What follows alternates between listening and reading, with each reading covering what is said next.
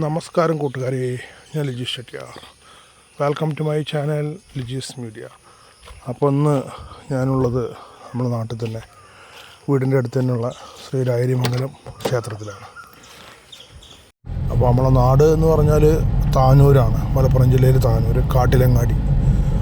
അപ്പോൾ അതിനടുത്ത് തന്നെ എൻ്റെ വീട്ടിൽ നിന്ന് സുമാർ ഒരു 1.5 കിലോമീറ്റർ ദൂരം മാത്രമേ ഇവിടേക്കുള്ളൂ കേട്ടോ.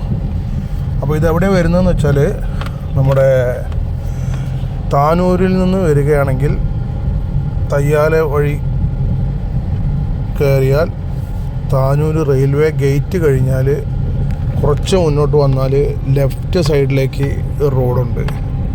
ആ റോഡിന് വന്നു കഴിഞ്ഞാൽ കുറച്ചും കൂടി മുന്നോട്ട് വന്നു കഴിഞ്ഞാൽ വീണ്ടും ലെഫ്റ്റ് സൈഡിലേക്ക് തന്നെ ഒരു റോഡ് കൂടി ഉണ്ട്. അതിലെ വന്നു കഴിഞ്ഞാൽ കുറച്ച് മുന്നോട്ട് വന്നു കഴിഞ്ഞാൽ 1-2 വളവുകളൊക്കെ തിരിഞ്ഞു കഴിഞ്ഞാൽ നമ്മുടെ ഈ അമ്പലത്തിൻ്റെ ബോർഡ് തന്നെ കാണാം കേട്ടോ. ഇത് നമ്പീശന്മാരുടെയൊക്കെ ഉടമസ്ഥതയിലുള്ള ഒരു അമ്പലമാണ്. ഇപ്പോൾ 2 നേരം പൂജയൊക്കെ ഉണ്ട്. അതായത് അത്ര വലിയ തിരക്കും കാര്യങ്ങളൊന്നും ഇല്ല.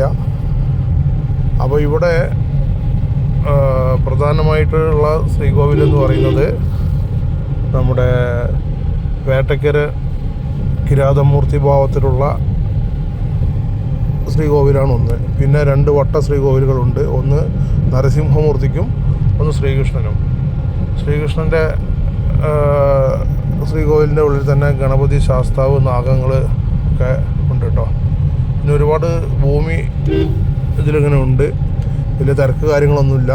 അപ്പോൾ രാവിലെ ഞാൻ പോയി, അപ്പോൾ കണ്ടു. നല്ല വളരെ പീസ്ഫുള്ളായിട്ടുള്ള ഒരു അമ്പലമാണ് കേട്ടോ. അപ്പോൾ ഈ വഴിക്കൊക്കെ പോകുമ്പോൾ പറ്റുന്നവരൊക്കെ ഒന്ന് കയറുക. അപ്പോൾ വളരെ പ്രശാന്ത സുന്ദരമായൊരു സ്ഥലമാണ്. പിന്നെ നല്ല ഒരു ആംബിയൻസാണ്. കുറച്ച് നേരമൊക്കെ രാവിലെ ഒക്കെ ആണെങ്കിലും കുറച്ച് നേരമൊക്കെ ഒന്ന് ഇരുന്ന് കഴിഞ്ഞാൽ തന്നെ നമുക്ക് മൈൻഡൊക്കെ ഒന്ന് പീസ്ഫുള്ളായിട്ട് വരും കേട്ടോ. ഓക്കെ, അപ്പോൾ ഇതിൻ്റെ കൂടുതൽ ആയിട്ടുള്ള കാര്യങ്ങൾ എനിക്കറിയില്ല. അതിൻ്റെ ഒരു ഡീറ്റെയിൽ ആയിട്ട് ഞാൻ വീണ്ടും വരുന്നതായിരിക്കും. അപ്പോൾ ഇതിൻ്റെ കാഴ്ചകളൊക്കെ കാണുക. അപ്പോൾ എൻ്റെ ചാനൽ സബ്സ്ക്രൈബ് ചെയ്യാത്തവരുണ്ടെങ്കിൽ ഒന്ന് സബ്സ്ക്രൈബ് ചെയ്യുക. കൂടെ ആ ബെൽ ബട്ടൺ ഒന്ന് ക്ലിക്ക് ചെയ്യുക.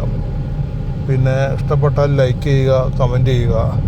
ഇതുവരെ നിങ്ങൾക്ക് തന്ന സപ്പോർട്ടിലാണ് നമ്മളിപ്പോൾ ഏകദേശം മോണിറ്റൈസേഷനൊക്കെ ആവാനായിട്ടുണ്ട്. അപ്പോൾ ഇതുവരെ നമുക്ക് തന്ന എല്ലാ ഇതിനും സന്തോഷവും നന്ദിയും രേഖപ്പെടുത്തുന്നു. അപ്പോൾ ഓക്കെ, ബായ്, ശുഭദിനം, സുപ്രഭാതം.